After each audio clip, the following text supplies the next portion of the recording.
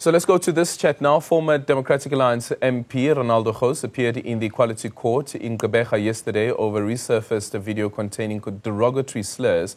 The video, originally published on his YouTube channel in March 2010, was later deleted but has since resurfaced. The South African Human Rights Commission instituted legal proceedings against Gous under the Promotion for the Equality and Prevention of Unfair Discrimination Act of 2000.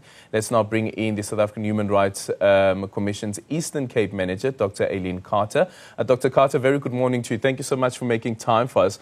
Why did the South African Human Rights Commission find it important to bring this matter before the Equality Court? Morning, Aldrin, and morning to the viewers. Well, the Commission's mandate is very clear in that we have a duty to promote and protect the realization of human rights. And we have a similar duty under the South African Human Rights Commission Act, as well as the Promotion of Equality and Prevention of Unfair Discrimination Act, to address prima facie violations. And when we were made aware of these, the footage, we did an assessment and we thought it would be appropriate for us to ventilate this matter before the Equality Court in Gqeberha, and we instituted proceedings in respect of hate speech, harassment and unfair discrimination in line with the Equality Court, with the Equality Act thereafter. Sorry, Dr. Carter, just quick clarity. Did Ronaldo Gous appear before the Equality Court yesterday? He was in the court, yes. Both parties were in court yesterday. It was what we call a directions hearing. That's where the court basically determines how the matter is going to proceed going forward. During the directions hearing, also the court had to hear that the matter, or the respondents wanted to split the matter into points in limine and merits to be heard on separate occasions. The Commission was very clear that we wanted the matter to be ventilated together and also expeditiously so, as is called for by the Equality Act, and the court agreed with us. So the matter as a whole will now be heard in May 2025. In May 2025. The argument that he has made as well is that, listen, I wasn't explicitly calling, as an example, for K people to be killed or for N people to be killed, but I was rather trying to make an example. It's not necessarily to say that I was actually advocating for this violence against this group of people.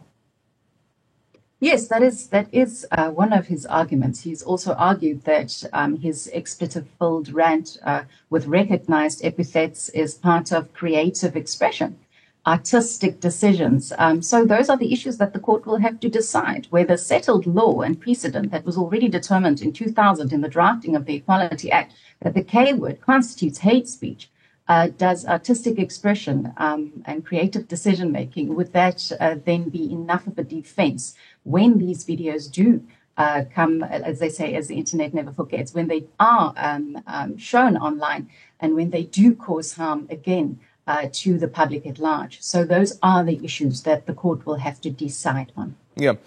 Would the Commission also look into the Democratic Alliance's own investigation into the matter relating to Ronaldo Gous? Because they also took a decision to fire him as an MP, but they say that he's brought the organization into disrepute. They don't necessarily deal with the allegations of racism as well as this call for violence against black people. So the Commission aligns itself to the legal precedent. We rely on the hate speech provision in Section 10 of the Act, as well as the harassment and unfair discrimination provisions. So we will be aligning our argument in line with the precedent that has been created in South Africa, as well as other court cases. We will not be venturing into the political party decision-making processes. Okay. And will you be calling on any witnesses? So the matter is going to be argued in court, and both parties have already submitted their pleadings. The manner in which we're going to proceed going forward will now go in accordance with the directives made of the court. So whether there would be amicus joining, whether there would be other parties joining, is now going to unfold in terms of the regulations of PROCUDA. So at this stage, the matter is pending, and we're looking forward to ventilating these issues in May. Yeah. And again, going back to that first question that I asked right at the beginning of our chat, is the importance of this matter. Why is it important, even though these are remarks that were made some 15, 14 years ago? and the video itself was deleted by the individual who actually had posted the video and made the video. And I don't know, does it read as all as, but it can't be a sense of remorse unless if you were trying to hide something. I don't know what the commission reads into that. So I think this is where the court will have to make a decision. The commission is clear in terms of what we determine is hate speech, harassment, and unfair discrimination, and why we determine that it is an ongoing harm. That is also going to be a consideration for the court to make, a determination whether there has been redress, admission, and the likes. But that is why we feel that the court is best placed to make those determinations. Yeah. What's the danger if matters like these are left unaddressed? What does it do to the fabric of the society that we're trying to build?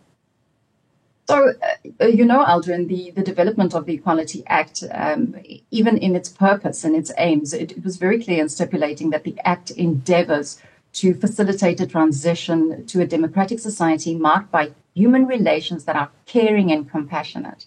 So we need to be able to discuss these matters. We need to be able to create a precedent because we are moving in a society where we are consistently engaging online. And we need to know what are the parameters. And as the Commission itself has a social media charter where we really encourage people towards responsible social media engagement, because we need to make sure that the dignity of the populace and of the country is safeguarded in line with what the Constitution as well as the Equality Act endeavored.